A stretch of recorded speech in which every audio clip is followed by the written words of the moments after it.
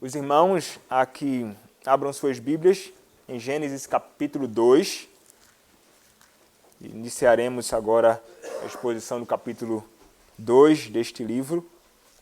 Faremos a leitura do verso 1 até o verso 3. Gênesis capítulo 2, do verso 1 ao verso 3. Assim diz a palavra do nosso Senhor. Assim, pois, foram acabados os céus e a terra e todo o seu exército.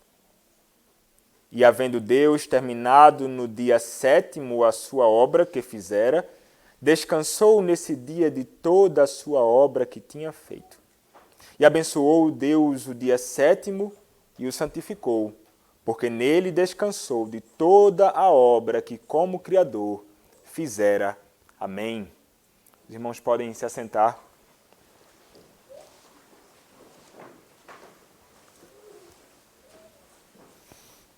Oremos mais uma vez ao nosso Deus. Nosso Senhor, nós abrimos a Tua Palavra e o propósito é que a Tua Palavra seja exposta diante de nós. E queremos Te pedir, Pai, fala conosco, Senhor, fala aos nossos corações, que possamos entender, com auxílio do Teu Santo Espírito, as Tuas verdades, mas que não somente entendamos as Tuas verdades, mas que o Senhor nos capacite também a vivermos segundo a Tua verdade. Concede-me, Senhor, a Tua graça, para que eu faça a exposição da Tua palavra com fidelidade e que seja para o benefício do Teu povo, Senhor, e sobretudo para a glória do Teu nome. Usa-me, Senhor, para o louvor do Teu nome, com intrepidez, Pai, e com ousadia na pregação da Tua palavra, é o que eu Te peço. Em nome do Senhor Jesus Cristo. Amém.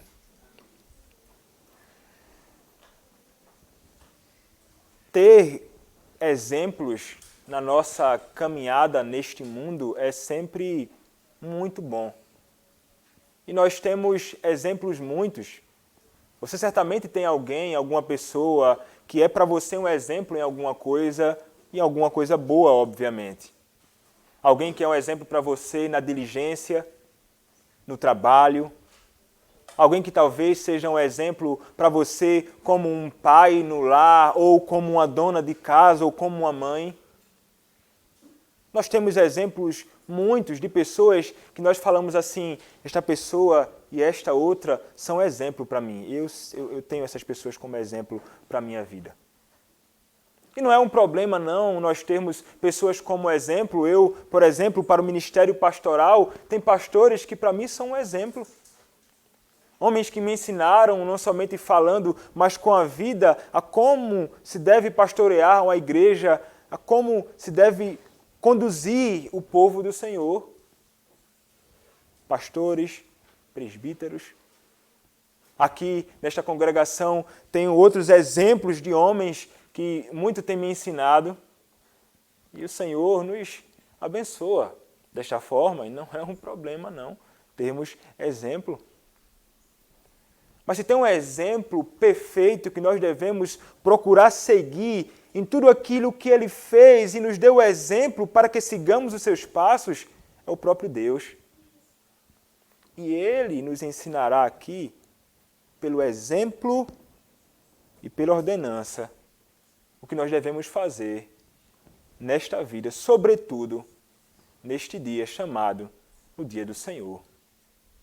É interessante observarmos para o texto de Gênesis e nós perceberemos aqui que o Senhor, sim, nos chamará ao exemplo e o que Ele praticou passou a ser algo que deveria ser observado pelo povo de Deus, não somente no passado, mas hoje. Cada um de nós, eu e você, congregação presbiteriana Boas Novas. Então, a palavra do nosso Senhor começa dizendo o seguinte no verso 1.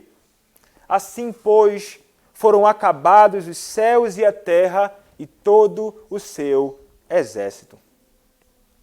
Meus irmãos, os céus, terra e tudo que preencheu a terra e céus foram criados. Como vimos, o Senhor criou absolutamente todas as coisas no espaço de 6 dias e tudo muito bem. Moisés ele está dizendo que toda a criação de Deus ela estava completa, porque tudo foi feito no espaço de 6 dias, dias de 24 horas, o Senhor completou toda a sua criação. Ele fez tudo.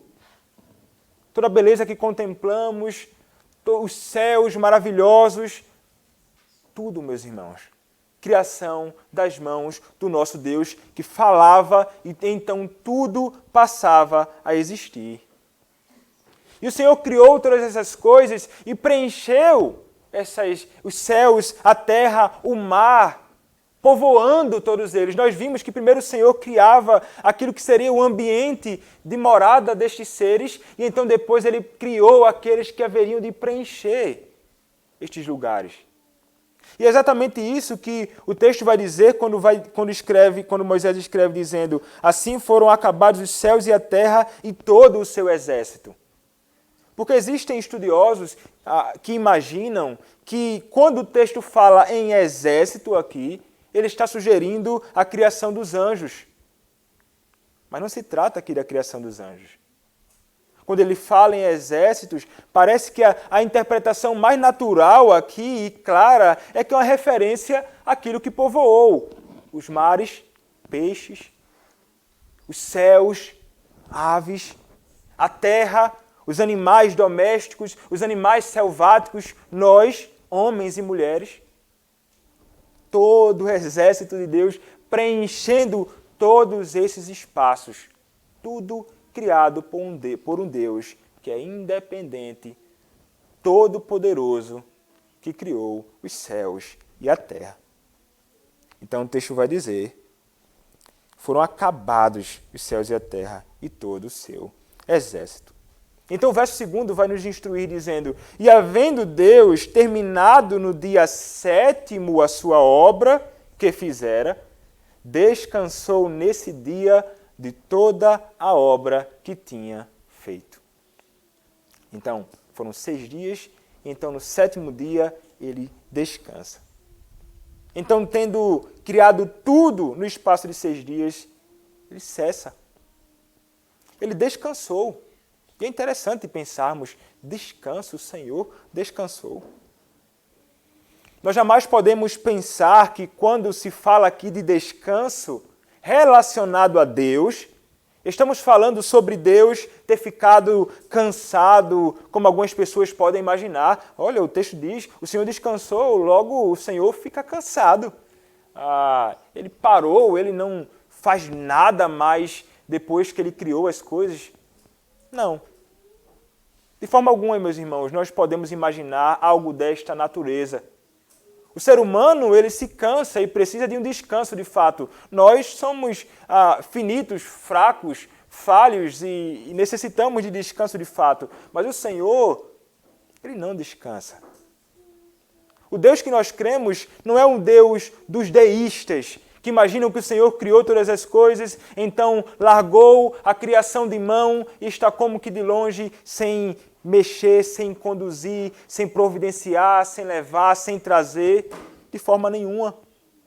O Deus do deísmo é um Deus preguiçoso, estranho, indiferente às suas criaturas, mas o Deus que nós cremos, de forma alguma. Quando o texto vai falar que o Senhor descansou, ele está falando de um outro tipo de descanso. O que o texto quer nos ensinar, meus irmãos, é que não há nada mais para o Senhor criar. Ele descansou da obra da criação, indicando para nós que não há mais nada para ser criado. Tudo foi criado naqueles 6 dias. Mas o Senhor continua trabalhando, conduzindo, governando, sustentando todas as coisas através da obra da providência. Este é o trabalho do Senhor. O Senhor não está parado. governa todas as coisas, sustentando-as neste mundo através deste trabalho glorioso que é a obra da providência, que é santa, que é sábia e que é poderosa. O Senhor cessou de agir criando coisas, mas não deixa de agir ativamente nas coisas que foram criadas. O Senhor jamais pode descansar. Isso é contrário a outras passagens da Escritura, inclusive. O salmista vai nos dizer, no Salmo de número 121, que o Senhor não dormita nem dorme. O Senhor não dormita nem dorme, nos dirá o Salmo de número 121, verso 4. O texto nos diz o seguinte: é certo que não dormita nem dorme o guarda de Israel. O Senhor nem cochila, muito menos dormir. O Senhor não descansa. E como nos diz outra passagem bíblica, no Novo Testamento, João, capítulo 5, verso de número 17, o Senhor Jesus vai dizer que meu Pai trabalha até agora e eu trabalho também. Vejam só, o Senhor não ficou parado como que ocioso, sem fazer nada de forma alguma, meus irmãos. O Senhor continua conduzindo todas as coisas. Nós temos a obra da criação e então a obra da providência. São os dois modos através dos quais o Senhor realiza ou executa os seus decretos. Criar ele não cria mais, mas sustenta tudo aquilo que ele criou. Este é um trabalho do Senhor. E é interessante notarmos que esse texto vai nos dizer, meus irmãos, o texto vai nos dizer no versículo 2, e havendo Deus terminado no dia 7º a sua obra que fizera, descansou nesse dia de toda a obra que tinha feito. Quando a gente olha para um outro texto, ainda no livro de Êxodo, no Antigo Testamento, Êxodo capítulo 31, versos 16 e 17, nós encontramos uma palavra interessante acerca deste texto que nós estamos expondo. Êxodo capítulo 31, versos 16 e 17, diz assim: pelo que os filhos de Israel guardarão o sábado, celebrando-o por aliança perpétua nas suas gerações. Entre mim e os filhos de Israel é sinal para sempre, porque em 6 dias fez o Senhor os céus e a terra, e ao 7º dia descansou e tomou alento. O texto vai dizer: o Senhor descansou e tomou alento. Isso quer dizer que o Senhor, meus irmãos, ele se deleitou na sua criação. O Senhor, ele tem prazer naquilo que ele foi, naquilo tudo que ele fez no espaço de 6 dias. Como escreveu o doutor Paipa, o alento de Deus no 7º dia foi um alento de alegria, quando contemplou a beleza e a perfeição de tudo que ele havia feito. Na conclusão do 6º dia, Deus viu tudo quanto fizera e eis que era muito bom. Gênesis 1:31.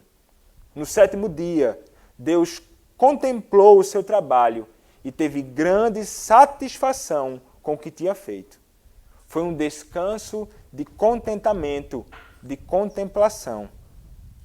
Assim como nós damos um passo para trás para olhar aquilo que temos construído ou conseguido fazer, Deus se afastou um passo para contemplar sua obra com prazer. Como aquela imagem de que alguém que constrói algo com as mãos, e então ele se afasta para ter uma visão um pouco melhor daquilo que fez, e então se deleita. Essa é a ideia que é trazida aqui, com deleite ou encontrou alento, o Senhor encontrou prazer na obra criada e ele descansa. O nosso Senhor, meus irmãos, como mencionei no início, ele deve nos ser um exemplo, ele nos é um exemplo. O Senhor, por exemplo, ele nos é um exemplo no trabalho. O Senhor trabalhou 6 dias. Trabalhou e trabalhou muito bem feito. E o Senhor nos ensinou sobre o trabalho de pelo menos duas formas, como vimos na última exposição também. Primeiro é que nós somos imagem de Deus e Ele nos ordenou o trabalho. Ele nos ordenou que nós devemos trabalhar. Então, aqueles que foram criados à imagem de Deus são chamados por Deus ao trabalho. Como mencionei, nós não fomos chamados para o ócio, mas para o serviço diligente. O homem não foi chamado para o ócio, mas para a ação, como vai dizer João Calvino. E o mandato cultural, ele é estabelecido por Deus, requer isso de nós. O trabalho em diversas áreas, não importa qual seja, sendo um trabalho lícito e um trabalho que você faz, que você foi chamado para executar neste mundo, nós devemos então fazer. Porque o Senhor nos ordenou. Nós fomos criados à imagem de Deus e isto é exigido de nós. Mas o Senhor também, como falei, nos ensina pelo exemplo. Ele nos foi um exemplo, pois trabalhou durante 6 dias, criando absolutamente todas as coisas que existem. E o seu trabalho foi um bom trabalho. E diferente de nós, ele não deixou nada para fazer depois. Ele não fez um trabalho inacabado. Ele completou a sua obra. Às vezes nós começamos algo e não terminamos, às vezes não deixamos o nosso trabalho por fazer, não fazemos bem feito. O exemplo do nosso Senhor é diferente. Ele faz tudo muito bem feito. Muito bem feito. E deveríamos, semelhantemente a Ele, fazer tudo muito bem feito, completando toda a nossa obra. E deveríamos fazer isso porque nós temos uma perspectiva diferente do que significa trabalho. Nós sabemos que fomos chamados para trabalhar para o nosso Senhor, para a glória do seu nome. Então, tudo que nos envolvermos como trabalho, faremos e tentaremos completar fazendo aquilo diligentemente. O Senhor nos é um exemplo nisso. Mas o Senhor, Ele não é somente um exemplo para nós no trabalho. O Senhor também nos é um exemplo no descanso. Como nos revela a Escritura, o fato de o Senhor ter descansado no 7º dia serviu como um exemplo para o povo de Deus. Isso vai ser praticado pela Igreja do Senhor. A pergunta de número 120 do Catecismo Maior de Westminster nos dirá o seguinte: quais são as razões anexas ao 4º mandamento para lhes dar maior força? Resposta: as razões anexas ao 4º mandamento para lhe dar maior força são tiradas da equidade dele, concedendo-nos Deus 6 dias de cada 7 para os nossos trabalhos e reservando um só para si, nestas palavras: 6 dias trabalharás e farás toda a tua obra. De Deus reclamar uma prioridade especial sobre esse dia. O 7º dia é o sábado do Senhor teu Deus, do exemplo que em 6 dias fez o Senhor os céus e a terra, o mar e tudo o que neles há, e ao 7º dia descansou. Então, Ele nos deu o exemplo. Trabalhou, descansou. Então, o exemplo do Senhor deve servir para nós como um padrão para a vida. Por mais que você não encontre assim nos textos de Gênesis, você deve observar este dia e guardá-lo. Mas o exemplo do Senhor é tão autoritativo como se uma ordem fosse dada. Como se uma ordem nos fosse dada. Assim nos é um exemplo no trabalho e um exemplo nisso. O Senhor descansou de toda a sua obra, o que nós devemos então observar. Isso deve nos ensinar como lidar com o trabalho. Ele nos ordenou o trabalho, mas nos ordenou um meio que deve também, ou um dia que deve regular os nossos dias de trabalho. Isso foi o que o Senhor fez. Ele providenciou uma forma de não agirmos com o trabalho de uma forma estranha ao modo que Ele mesmo ordenou. Somos sim, meus irmãos, chamados a trabalhar durante 6 dias da semana, diligentemente. O que você foi chamado para fazer? Faça com diligência. Trabalhe duro. É isso que eu vou ser chamado para fazer. mas descanse. O quarto mandamento, como fizemos a leitura aqui na revelação da vontade de Deus, como já foi exposto aqui também, é uma ordem para o povo de Deus. E foi baseado justamente neste texto que estamos considerando neste momento. Êxodo capítulo 20 nos ordena a observância do sábado baseado na obra da criação. Mais tarde nós veremos a lei do Senhor sendo repetida a um povo que não ouviu a lei, e ele vai basear não na obra da criação, mas na obra da redenção, porque foste redimido, resgatado do Egito, guarda este dia. Mas aqui, em Êxodo capítulo 20, é baseado no fato de que o Senhor trabalhou 6 dias e descansou 1. Então, aqueles que estão em aliança com Deus são chamados a observar este mandamento. E se você está em uma aliança com o seu Senhor, no pacto com o seu Deus, você deve amar esta ordem e este mandamento do Senhor, que é guardar o dia. Mas é interessante notarmos, meus irmãos, que até mesmo antes dos 10 mandamentos serem entregues ao povo, o chamado Shabat, ou dia de descanso, ele já era observado. O povo do Senhor praticava isso. Olhamos, por exemplo, para Êxodo capítulo 16, onde encontramos quando o Senhor dá o maná ao povo. E o que é que eles deveriam fazer? Eles poderiam colher ali, juntar, até o 6º dia. 6º dia, juntem. Quanto você, mas no 7º dia, para aquele dia, mas para o 7º dia, vocês não devem fazer isso. E aqueles que tentavam fazer algo diferente do que o Senhor ordenou, o que é que acontecia? Apodrecia, né? É como que eles, revelando certa desconfiança no cuidado do Senhor, como veremos um pouco mais à frente aqui, durante a exposição. Mas eles sabiam que eles deveriam guardar o dia 7º, era o dia do Senhor, era um dia reservado para o serviço a Deus. O princípio, meus irmãos, do descanso é, portanto, anterior à entrega da lei. O princípio se encontra em Gênesis capítulo 2. E ele já foi sendo praticado pela igreja do Senhor, mesmo antes de ter uma ordenança explícita, que ao mesmo tempo também revela o fato de que ela já era e já deveria ser observada antes, porque o Senhor diz, lembra-te. Lembra-te. O fato do mandamento dizer, lembra-te do dia de sábado para o santificar, pressupõe a verdade incontestável de que era algo conhecido pelo povo, mas que precisava ser recordado o tempo inteiro. O povo precisava ser lembrado deste dia o tempo inteiro. E o que o Senhor exigia nesse dia é que ninguém devia trabalhar no dia 7º. Ninguém. Eles deveriam guardar este dia santo.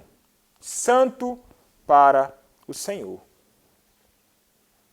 Então entramos no verso 3º deste texto de Gênesis, que vai nos dizer o que o Senhor faz, como o Senhor ordena este sábado, como Ele abençoa e santifica este sábado. Então Moisés escreve dizendo, e abençoou Deus o dia 7º e o santificou, porque nele descansou de toda a obra que como Criador fizera. Como escreveu Bruce Waltke, nos primeiros 6 dias subjuga-se espaço, no 7º santifica-se tempo, ele escreve. O dia 7º, ele é abençoado por Deus e santificado. A pergunta de número 120, mais uma vez, vai nos dizer o seguinte, no finalzinho da pergunta, na resposta. Ele vai dizer assim, e da bênção que Deus conferiu a esse dia, não somente santificando-o para ser um dia para o seu serviço, mas também determinando-o para ser um meio de bênção para nós em santificá-lo. Por isso, o Senhor abençoou o dia sábado e o santificou. Abençoar, meus irmãos, aponta para a ideia de que o Senhor tornou este dia um dia grandemente frutífero para o homem. Um dia grandemente abençoador para o homem. Um dia que vai fluir de bênçãos para a coroa da criação de Deus, que é o homem. E é um dia frutífero, porque neste dia nós colhemos o que há de mais deleitoso que nos é oferecido por Deus.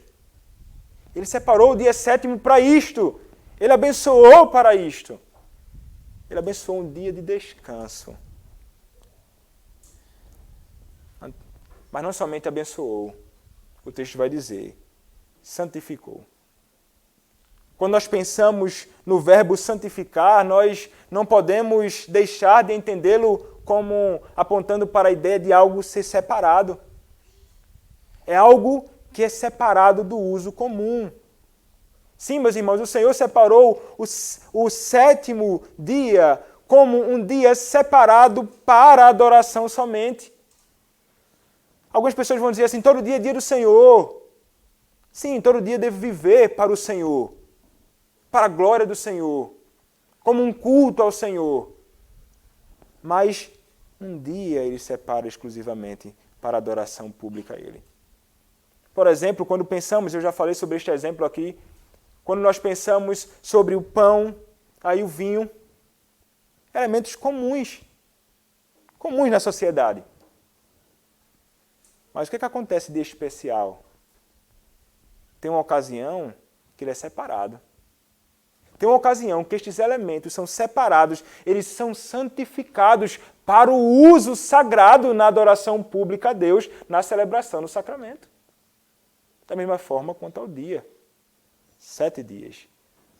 6 dias de trabalho, um dia separado para o descanso dos trabalhos que temos durante a semana, mas para um trabalho espiritual que nós devemos dedicar ao Senhor. Nós já falamos sobre isso e nós sabemos que o dia mudou. Na primeira exposição que fiz do 4º mandamento, nós tentamos estabelecer esta verdade. No Antigo Testamento se tratava do 7º dia, ou o sábado, mas então passou a ser observado o domingo, primeiro dia da semana, como dia que deve ser celebrado como dia do Senhor. Nós vimos que há textos que nos mostram isto.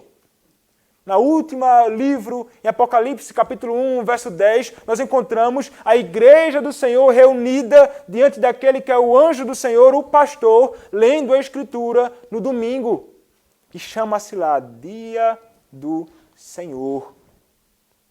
Nós vimos que o Senhor Jesus Cristo ele ressuscitou no primeiro dia da semana. Nós encontraremos a igreja do Senhor praticando isto durante depois que Cristo ressuscita, se reunindo no primeiro dia da semana para o partir do pão, para as orações, para ouvir a exposição da palavra. Um dia passou a ser observado, não mais o sábado, mas sim o domingo, o primeiro dia da semana. Alguns vão pedir, então, algo que fale explicitamente sobre essa mudança, a mudança do dia. Tem pessoas que são muito apegadas à ideia de que tem que ter um texto explícito que fale sobre alguma verdade. Mas não tem que ter a indicação de um texto explícito. As práticas apostólicas, elas também tornam-se normativa para o povo de Deus. E nós vimos, basta ler os evangelhos, cartas, basta ler o livro de Atos, nós veremos a prática apostólica, entendendo que o dia do Senhor não é mais o sábado, mas sim o domingo, e que este dia deve ser santificado como dia de adoração pública ao nosso Senhor. E quanto à mudança do dia, existem bases teológicas e princípios para que interpretemos isso e sobre o entendimento que devemos ter acerca do que foi estabelecido como o 7º dia no Antigo Testamento. Existiam certas leis, meus irmãos, que eram morais. E as leis morais, elas têm elementos positivos.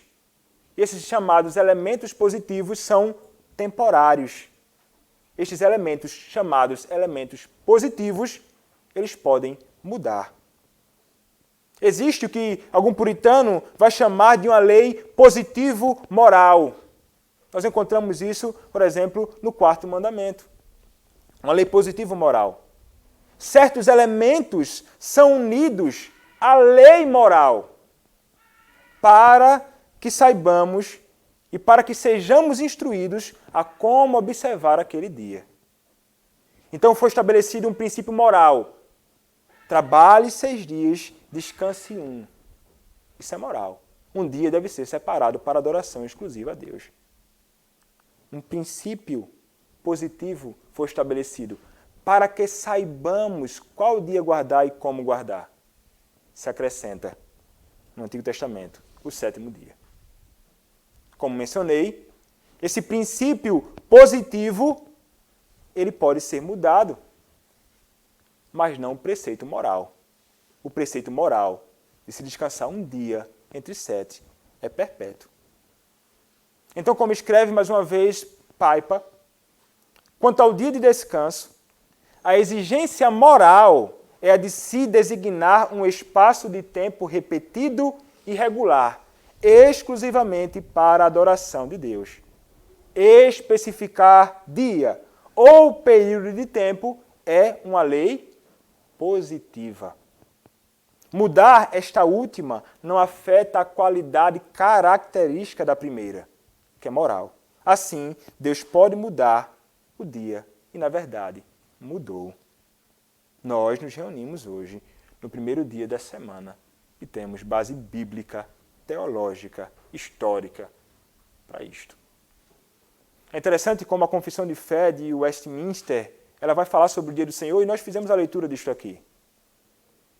A Confissão de Fé de Westminster, no capítulo de número 21, na 7ª seção, vai nos dizer o seguinte: como é lei da natureza, que em geral uma devida proporção de tempo seja destinada ao culto a Deus, assim também, em sua palavra, por um preceito positivo, por um preceito moral e perpétuo, não temporário, preceito que obriga a todos os homens, em todos os séculos, Deus designou particularmente um dia em 7 para ser um sábado ou descanso, santificado por Ele.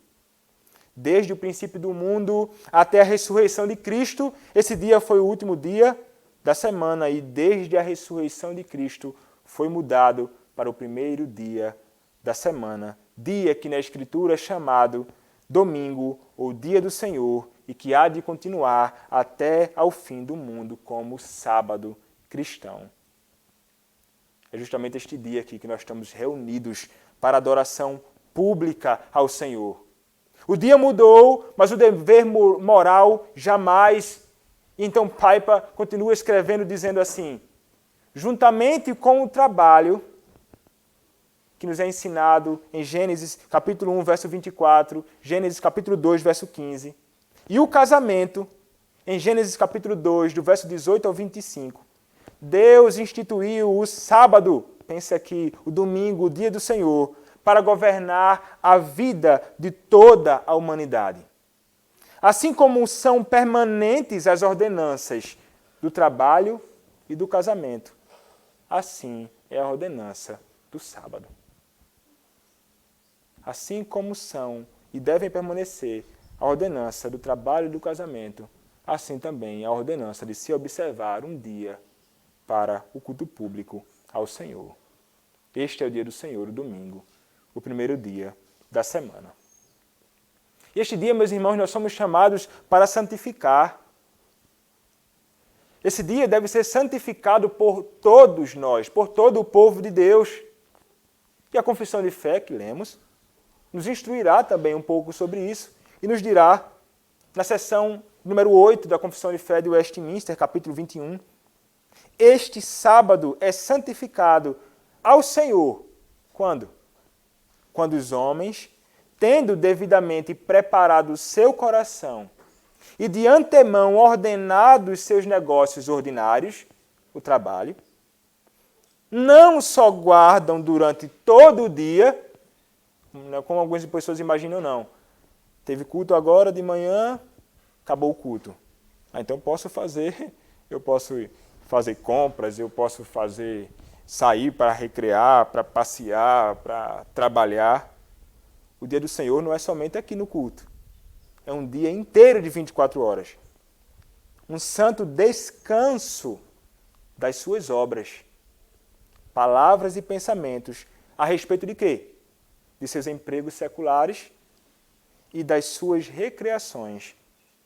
Mas também ocupam todo o tempo em exercícios públicos e particulares de culto e nos deveres de necessidade e de misericórdia. Deveres de necessidade e misericórdia, nós já falamos sobre isso na segunda exposição do quarto mandamento que fizemos. Nosso dever de assistir aqueles que são necessitados, obras de misericórdia, visitar um orfanato, um asilo, um hospital, pessoas que têm necessidade, neste dia não é quebra do mandamento do Senhor. Ou aquilo que é chamado obras ou trabalho de necessidade, como, por exemplo, o trabalho de um policial, ou de um bombeiro, ou de um médico, sendo necessário, ele pode então socorrer alguém, porque é exigido isso dele. Como vimos no sexto mandamento, não é somente de nós proibido tirar a vida do próximo, mas é exigido que preservemos a vida do próximo.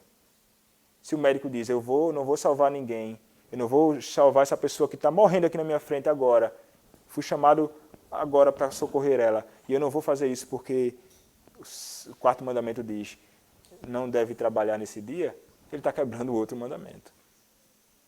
Então, um mandamento não anula o outro. Ele deve socorrer. Mas o fato é, devemos santificar.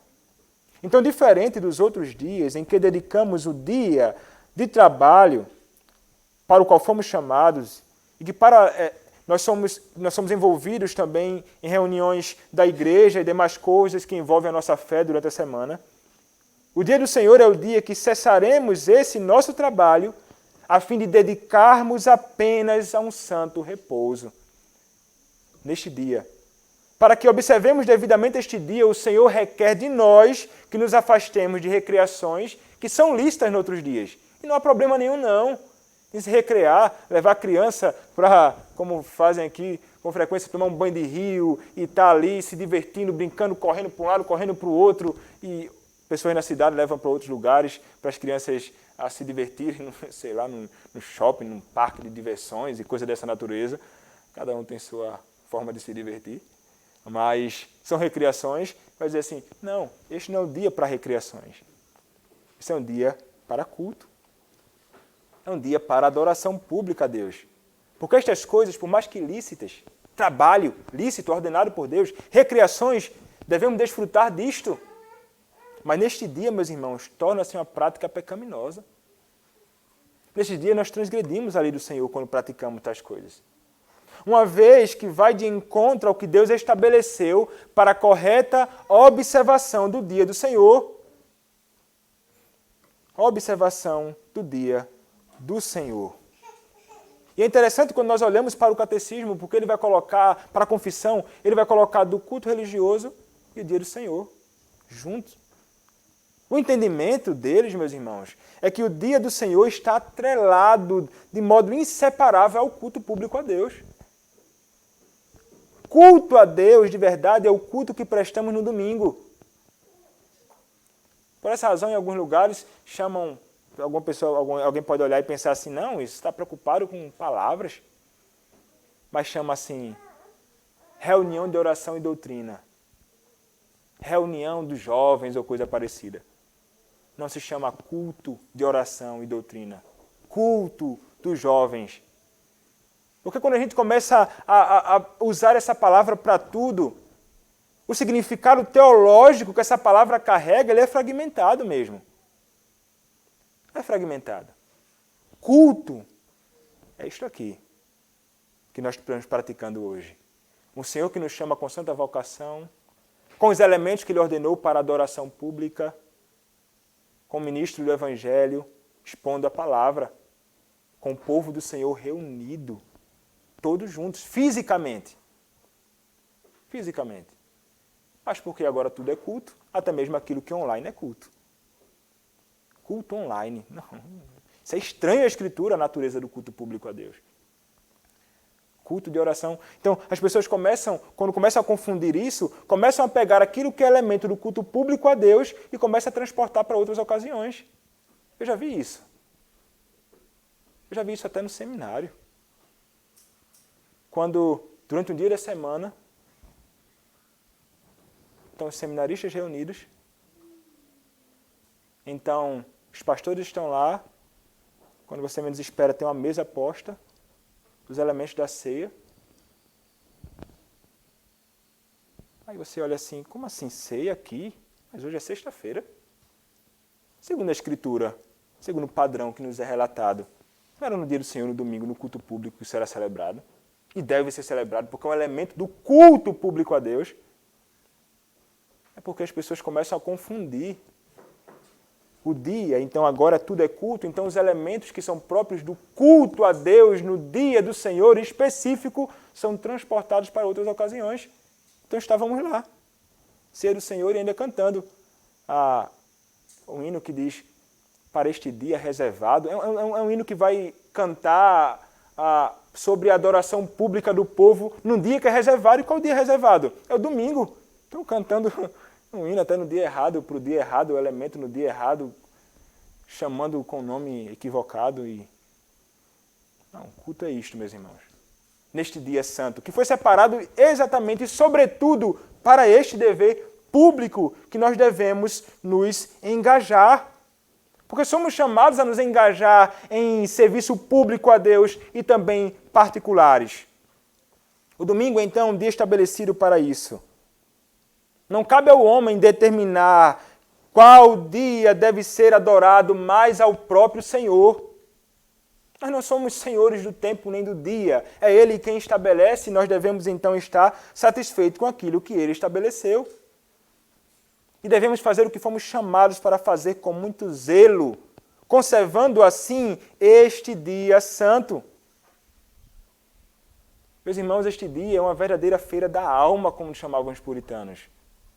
É o dia que nós não sairemos para comprar coisas na feira, frutas, legumes, verduras, o que seja. Somos chamados pelo Senhor para neste dia colher desta feira espiritual que Ele nos concede nesta adoração aqui que nós estamos experimentando agora.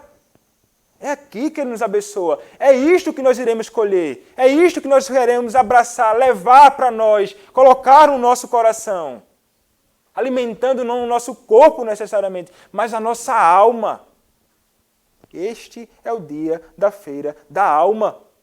Desfrutando de todos os elementos do culto. De todos. Todos devemos nos alegrar com isto. Do maior ao menor. Da criança ao velho. Deve olhar para este dia não pensando assim, nossa, que dia difícil, eu não quero me levantar. Vocês, crianças, não devem olhar para este dia e pensar assim, eu quero brincar, eu quero fazer isso, eu quero fazer o que eu faço nos outros dias. Você deve olhar para esse dia e ficar feliz. Porque o Senhor, Deus, o teu Pai vai falar contigo. E não há, criança, nada mais precioso do que ouvir as instruções de Deus. Do que ouvir o Senhor falar. Isto é bom. Melhor do que qualquer diversão, melhor do que qualquer brinquedo, melhor do que qualquer coisa que você possa imaginar que você faça nos outros dias. Nós somos chamados especialmente a desfrutar da pregação da palavra do Senhor, como escreveu o puritano Jeremiah Burroughs. Seria maravilhoso se todo dia do Senhor e em outras ocasiões viesses faminto da palavra, assim como sempre vais almoçar ou jantar. A palavra de Deus deve significar mais para ti do que a tua comida essencial. Dessa forma, também crescerás por meio dela e santificarás nela o nome de Deus. Ouvir a palavra e ser alimentado pela palavra deveria ser mais desejado por nós do que qualquer outra coisa. Do que qualquer outra coisa. Este dia, meus irmãos, é um dia de alegria, de alimento, de fortalecimento, de descanso e de regozijo. Este é o dia que o Senhor separou para isto. Nós devemos nos deleitar neste dia. O dia do Senhor, meus irmãos, revela tantas coisas e revela a bondade do nosso Senhor para nós. Este dia revela o cuidado e a graça do Senhor para cada um de vocês. Vejam só se não é bondade do Senhor. O Senhor nos concede a graça de adorá-lo. Será que isso não é uma bênção? Será que isso não é uma dádiva? Adorar o Senhor, será que não é um privilégio? Veja, ele dizer assim, olha, eu vou fazer de tudo, eu vou estabelecer um dia para que você possa se abster de tudo aquilo que você faz durante a semana, que até atrapalha na sua devoção particular. Eu vou separar um dia para que você tenha uma plena e exclusiva comunhão comigo. Será que isso não é bondade do Senhor para nossas vidas? Você não se vê como um privilegiado em poder estar na casa do Senhor? Meu irmão, esse dia é uma bênção para você. O seu coração ele se alegra neste dia. Seu coração ele transborda de gratidão ao seu Deus neste dia. Deveria transbordar. Você deveria amar este dia. Amar mais do que qualquer outro dia. Como mencionei em outra ocasião aqui até, algumas pessoas vivem dizendo assim, eu quero morar na glória com o Senhor, eu quero viver na eternidade com Ele.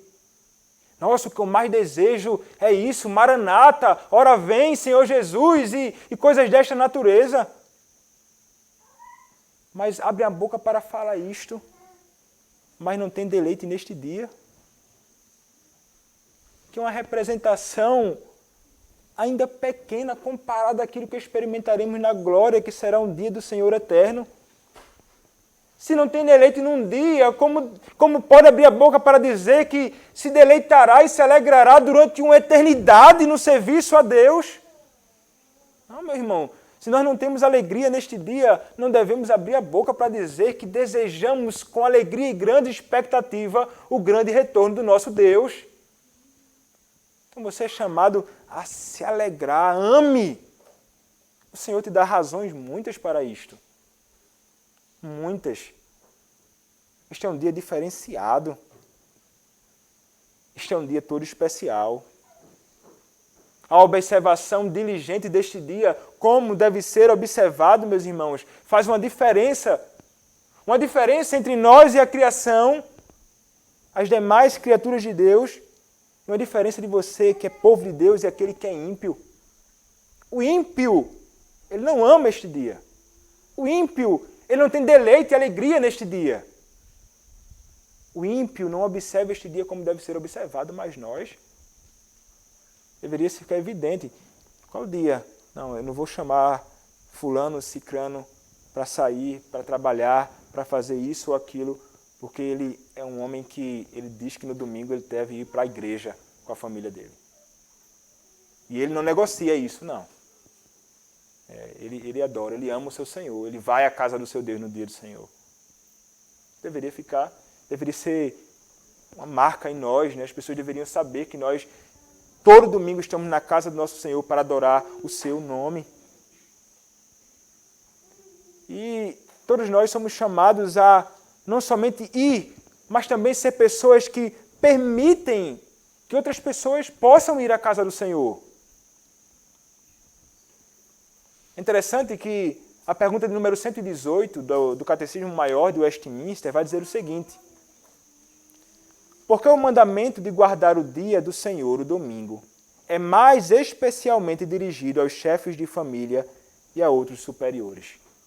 Está falando aqui sobre empregadores. Está falando sobre o que é chamado de patrão, ou um chefe da família, ou o que seja.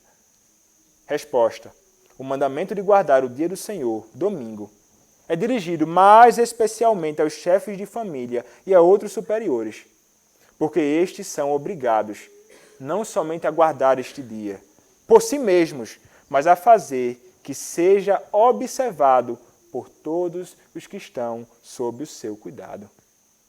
E porque são, às vezes, propensos a impedi-los por trabalhos seus. Então, não somente aquele que é empregador deve adorar o Senhor, mas ele deve permitir que aqueles que estão sob seus cuidados como empregados possam também ir adorar o Senhor. É uma das razões de nos opormos a qualquer tipo de comércio neste dia. A pessoa trabalhando lá não pode ir à casa do Senhor. Por quê? Porque o patrão diz, tem que trabalhar hoje. E o camarada está lá. Ele é crente, ele quer adorar o Senhor, mas não pode. A recomendação é que ele saia desse emprego, né? Procure um outro, talvez, dependendo das circunstâncias e tudo. Mas este é o dia para isso, e o crente e o patrão jamais deveria obrigar a trabalhar neste dia. De forma nenhuma. Imagina se ele é um ímpio também. Como ele ouvirá a pregação do Evangelho que liberta ele da condenação? Não. Se você é um empregador crente, não coloque pessoas para trabalhar neste dia. Este não é o dia de trabalho. Nem você, nem o seu servo, nem a sua serva, nem o seu filho, nem a sua filha. Em Êxodo ele diz isso baseado na obra da criação. Lá em Deuteronômio ele vai dizer, porque você foi escravo, mas foi liberto. Santifica este dia. O teu servo não deve trabalhar como tu. Exigir de nós. Isso é o que a palavra requer de nós. Isso é o que a palavra requer de você. Nós não devemos trabalhar, nem devemos fazer ninguém trabalhar, mas devemos nos dedicar à adoração ao Senhor. Meus irmãos, tentar trabalhar neste dia, se ausentar do culto a Deus para trabalhar, ainda é mais grave, se ausentar da adoração pública ao Senhor para trabalhar, é estranho a Escritura. Nós não podemos jamais, meus irmãos, ser incrédulos. Mas é justamente a incredulidade que se evidencia nas nossas vidas quando fazemos o que não devemos fazer nesse dia. O trabalho, como mencionei, é bom, mas neste dia é mau e pode se revelar pode revelar algo no nosso coração. Pode revelar pelo menos duas coisas: ganância e incredulidade. Ganância e incredulidade. Muitos são trabalhadores compulsivos, acham que devem trabalhar o tempo inteiro, todos os dias, mas são trabalhadores incansáveis, não com a motivação certa, mas com a motivação errada, porque são gananciosos. Querem abraçar o mundo e tudo que o mundo tem a oferecer e pensam que devem trabalhar muito para alcançar isso. Deixar de trabalhar um dia é um prejuízo para ele. Deixar de trabalhar um dia, menos dinheiro no meu bolso, e eu vou deixar de fazer isso? Não, eu quero dinheiro no bolso. Como escreve mais uma vez Bruce Waltke, uma pessoa que se sente inclinada a trabalhar 7 dias na semana deve examinar qual Deus ele ou ela adora. Deus é aquele para quem seu coração se inclina e em quem confia. Os que encontram sua segurança e significação em mamon ou no profissionalismo sentem ser um fardo à comunidade que adora no primeiro dia da semana. Nós devemos cuidar do nosso coração para que não façamos do nosso trabalho e do nosso objetivo em ganhar recursos neste mundo o nosso Deus mamon. É um dia que nós devemos fugir disto. A ganância não deve estar no coração daqueles que são de Deus. Mas outra coisa que fica evidente na vida daqueles que procuram trabalhar neste dia é a sua incredulidade. No fundo, cremos que Deus não vai suprir as nossas necessidades. Então ele vai fazer o quê? Ele vai trabalhar no domingo. Pensamos que se não trabalharmos, o pão vai faltar na mesa. Não, mas como é que eu vou colocar o pão na minha mesa aqui? Para o alimento. Pensamos que temos o que temos por causa da força do nosso próprio braço. Mas isso é estranho às Escrituras. Estranho às Escrituras. Inútil vos será levantar de madrugada, repousar tarde, comer o pão que penosamente granjeastes aos seus amados, ele o dá enquanto dormem. É o Senhor quem nos dá tudo o que precisamos. Tudo vem das suas mãos. E devemos confiar então na sua providência. Nós temos, meus irmãos, o que temos, porque o Senhor nos deu. Mas mesmo sabendo disso, agimos de modo contrário a essa verdade. Agimos como o povo de Deus lá em Êxodo capítulo 16, recolhendo aquilo que não deveria recolher, e então apodrecia, desconfiando do cuidado paternal do Senhor. Isso é incredulidade, é falta de fé num Deus que não nos dá uma razão sequer para desconfiarmos do seu cuidado paternal. Imagine se fosse exigido de você, como era exigido no passado, um ano sabático. Um ano sabático. 6 anos de trabalho. 7º ano, um ano inteiro de descanso. Nem planta, nem colhe. Só no 8º dia, 8º ano então, voltaria à prática. Como ficaria seu coração? Como reagiríamos diante disso? Será que nós confiaríamos no nosso Senhor? Meus irmãos, o que talvez eu seja mais inclinado a imaginar é que nós vacilaríamos. Se vacilamos muitas vezes num dia, imagina num ano. Não deveria ser assim. Devemos, meus irmãos, confiar no nosso Senhor. Ele cuida de nós. Ele quer que você separe este dia para Ele, deleitando-se nele, confiando que Ele vai nos dar tudo. Não podemos jamais nos conformar a este mundo. E aqueles que vivem neste mundo. Não podemos seguir os passos daqueles que não conhecem o Senhor. O mundo não tem absolutamente nada a nos ensinar sobre esse assunto. Eles odeiam o dia do Senhor e odeiam o Senhor do dia. Mas muitas vezes nós agimos como eles, infelizmente. Porque para muitos o dia do Senhor é enfadonho, é chato. Para o ímpio, para o crente não deveria ser assim. O apóstolo Paulo nos exorta dizendo: e não vos conformeis com este século, mas transformai-vos pela renovação da vossa mente. Agir segundo o mundo é ir de encontro àquilo que cremos e que sempre foi praticado pela Igreja de Cristo. Os nossos pais reformadores, os puritanos em especial, foram grandemente comprometidos com esse dia. Nós devemos abraçar essa verdade. Não abraçar esta verdade simplesmente porque nos ensinavam, ou porque eles praticavam, mas porque a Escritura nos diz. Devemos levantar esta verdade não porque os puritanos levantaram. Devemos levantar esta bandeira juntamente com eles porque é uma bandeira da verdade, baseada na Escritura Sagrada. É porque Deus fala que nós devemos então ouvir, colocar no nosso coração e praticar. Confiemos, meus irmãos, no cuidado paternal do nosso Senhor. Descansemos neste dia que aponta para uma realidade maravilhosa.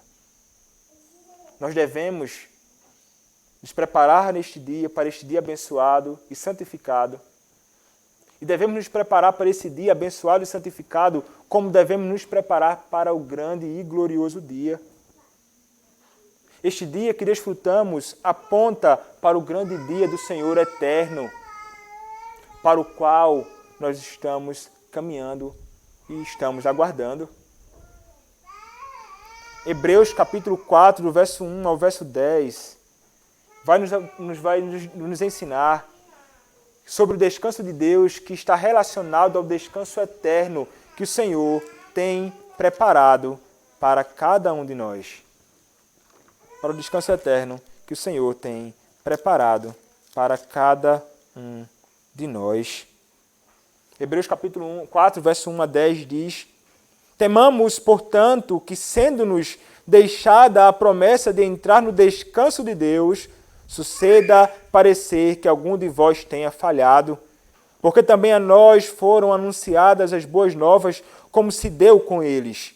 Mas a palavra que ouviram não lhes aproveitou, visto não ter sido acompanhada pela fé naqueles que a ouviram. Nós, porém, que cremos, entramos no descanso conforme Deus tem dito.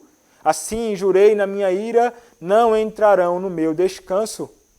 Embora certamente as obras estivessem concluídas desde a fundação do mundo.